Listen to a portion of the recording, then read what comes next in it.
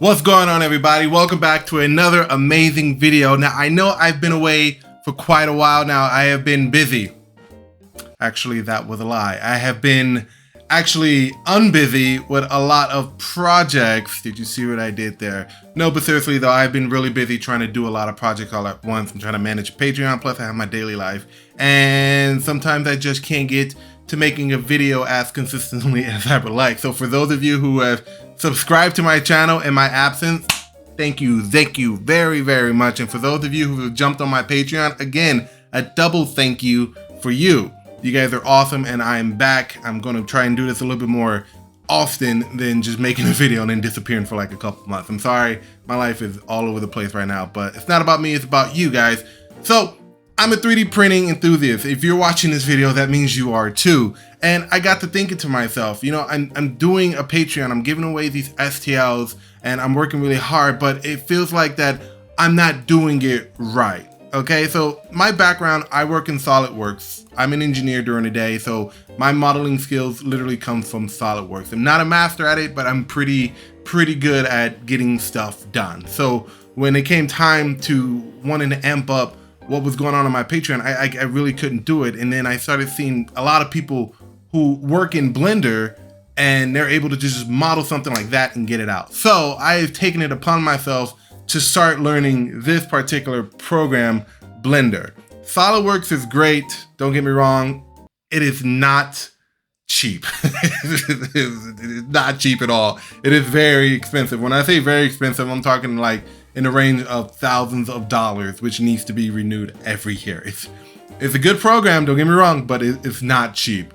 As for Blender, where it is actually free. Now, if you are working with a modeling software aside from Blender, let's say you're using ZBrush or what's the other one that's out there, Autodesk, whatever you're using to model, a lot of that stuff is very cohesive. It's like sister programs. It's like using GIMP after using Photoshop. It's sort of kind of the same thing. With me, it's not. It's very frustrating. So today, I'm actually going to run you through my first week in Blender and what I've learned and what I plan on learning in the coming weeks. I'm doing this 6-week challenge where I'm going to challenge myself in learning as much as I can from this program and going beyond. Again, I'm not an expert. I'm not an expert at anything. I literally call myself a master of none because I like to learn new projects. I like to explore and see what else is out there. So without further ado, let's get into it.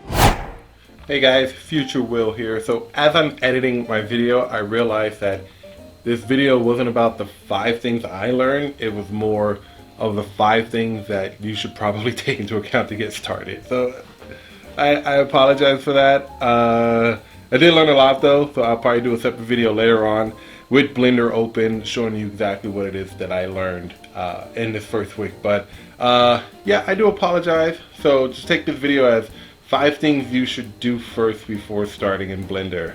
Okay? Okay. So this is actually very new to me. I had no idea that the capabilities in rendering properties, Blender isn't just being used for modeling stuff for 3D programming. 3D printing. It's actually being used for like animation, 3D design work, all this other stuff, rendering, architectural work, a lot of cool stuff that I didn't know. So I wanted to kind of jump in and just kind of start modeling it for myself. As a person who owns, wait, how many 3D printers do I own? Hold that thought. Okay, how many printers do I have? Let's see. There's one there, there's 2, 3, 4, 5, and my Voxlab makes 6, 7, 8, 9, 10, 11, 12 needs to be repaired, 13, 14, 15, 16 Creality Saturn, sorry, that was bad, Elegoo Saturn, 17, damn it, did I just lose count? 7, 8, 9, 10, 11, 12, 13, 14, 15, 16, 17, and last but not least, 18, still in box, which I need to do an unboxing video for. Coming soon, you guys. So yeah, 17 printers. My God, I have a very serious problem. I have all these printers and I really wanted to kind of expand my horizon. Like I get all these files from people who do it on Patreon and Coast 3D and CG Trainer and all this stuff, but I wanted to kind of design something for me. Plus it's another skill that I can have, that I can use for whatever else I decide to do. So here are some of the things that I learned in my first week of Blender. Number one, you gotta be super patient. You have to be super patient. Like I said, I came from a background of SolidWorks. If you don't know anything about SolidWorks, it is very precise because you are designing something that's going to be put to use in an engineering aspect, which means you have geometry, you have numbers, you have angles. All of this stuff needs to be precise when you're modeling it, and you're making sure that all the tolerances and stuff like that just adds up to something that can work and fit together nicely.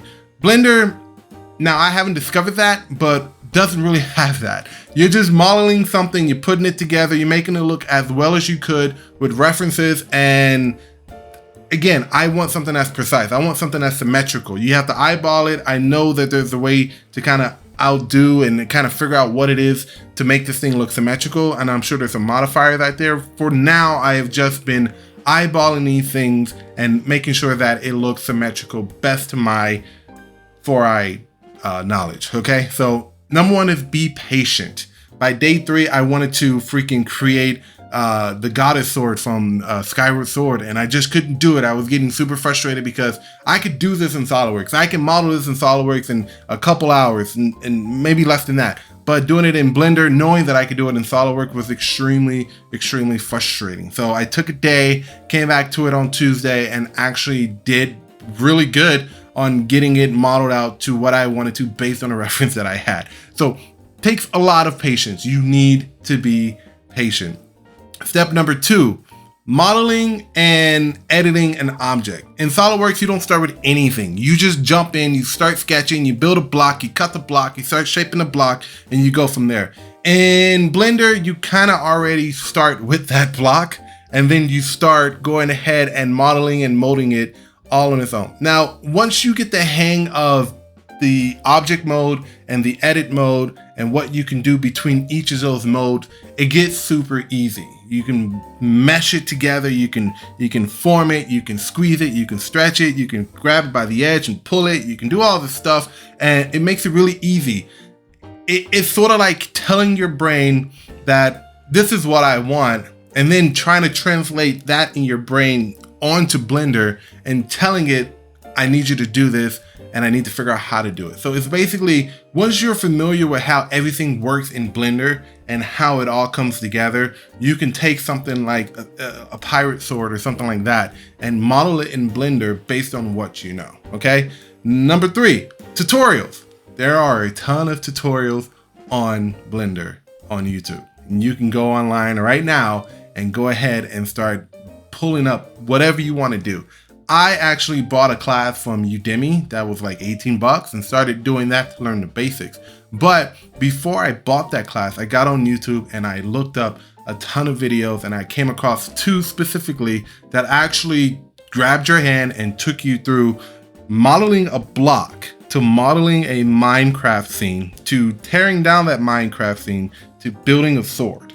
And I can tell you right now that those 2 videos that I watched were super effective. They were very, very good. And if you want to check out those videos, if you're thinking about getting into Blender, I'm going to link those in the description.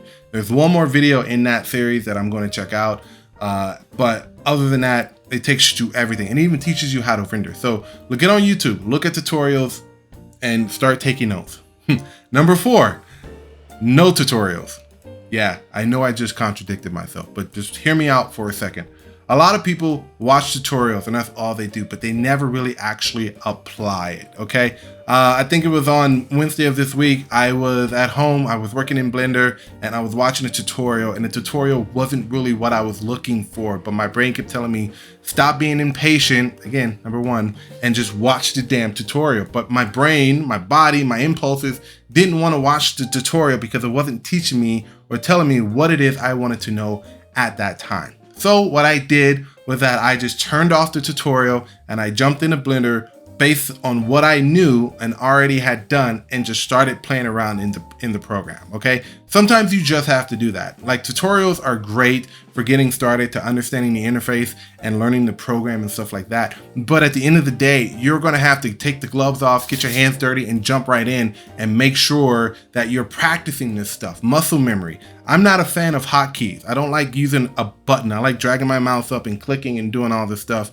But in Blender, hotkeys is a must, because you get the muscle memory, you understand how things are supposed to work, and it just makes the whole drawing process very, very smooth, very, very easy, and it's a lot of fun. So take the gloves off. After you watch like maybe 3 or 4 tutorials and you might have done something in Blender already, understand that you're going to have to get in there, kind of like taking an exam. You don't get to have any notes on an exam. You don't have to have an open book on an exam. You have to jump in based on what you know and figure this stuff out. So hands-on, turn off the tutorials, jump in there and figure it out, and just have fun with it. And number 5, I plugged into a Facebook group, a Blender Facebook group. Yeah, everyone, there's a Facebook group for everything. And I kid you not, there's literally everything. And these people have been extremely helpful. One of my main things that I'm having an issue with is trying to figure out how to break up a model and get it ready for 3D printing. I actually modeled this Kokiri sword, and it came out really good. And I'm excited to actually break it up and to print it. But with all cosplay props, you actually have to have support structures inside for a rod. You have to have maybe some pegs to kind of glue the blade together. You gotta have all this stuff. I don't know how to do that in Blender just yet. Again, in SolidWorks, all I had to do was draw a circle, hit extrude cut, and the hole went all the way through the model. I can chop up the pieces of the model and save it as STLs, as individual parts. It's not hard. In Blender, that's not the way it works. It's actually like a 3 or 4 step process to making a hole, a cutout hole in a sword, and I never knew that. So I have to learn how to, when designing something in Blender, understanding that I have to design and make these modifications and make it 3D printing friendly as I go. That means adding the pegs, adding the holes, making sure everything fits together, cutting it properly, all that stuff. I haven't learned that stuff yet, and that is what I'm going to be learning in week 2. But I can honestly tell you that right now, week 1 in Blender has been fun. It has been great. I look at something that I want to make, and I just go ahead, try to find a reference for it, and I go ahead and do it. If you can't find a reference, sometimes you just have to go off of memory, which isn't bad. That's actually very good practice to not have to use a reference when you're using Blender. Going off of your mind, or just getting creative with something that might not even exist. You might be making a pirate sword with a gun attached to it. I've never seen that before, but I'm pretty sure if you put your mind to it, you can actually model it in Blender.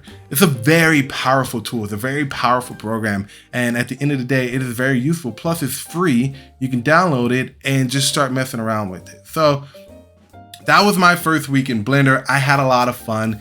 If I might have said something in this video that might not be true about the program, please comment. I'm not an expert in this stuff. I'm still learning, and I hope that whoever's watching this video, either you're an expert or you're learning just like me, or you might be a little bit ahead or behind. Comment. Let's talk about it. Let's exchange some ideas here. I like it when you guys comment and toss some ideas. Again, master of none, not an expert in anything. I like learning. So if you come to the table with some value on what I can do better, both in 3D printing and learning Blender, guys, I'm all for it. I'm ready to learn. All right. So thank you guys for watching.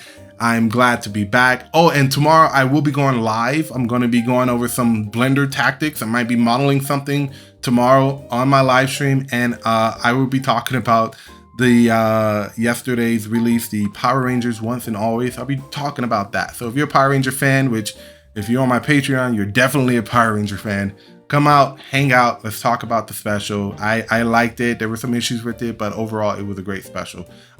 Special shout out to my Patreon, or Patreon patrons, which are right here. If you guys are looking to get some STL files, go check that out. Until next time, folks, please like and subscribe, leave a comment. Let's talk about Blender, and I will see you guys tomorrow on my live stream. Until then, take care of yourselves and have a great Friday. Take care. By the way, the live stream is on Friday, tomorrow. It's Thursday right now. Just thought I would point that out. Okay, bye. Hey, future me again. So I just want to let you guys know that for the live stream that I mentioned was going to be tomorrow, but it's now today, because this video is going to go out tomorrow, which is Friday, around 6. So the live stream is going to start around 8:30. So just wanted to throw that out there. It is Friday the 21st. So just, you know, mark your calendars or times. So when you see this video go live, watch it, have fun, and then stick around and wait for the live stream. Okay? Awesome. Cool. See you guys there.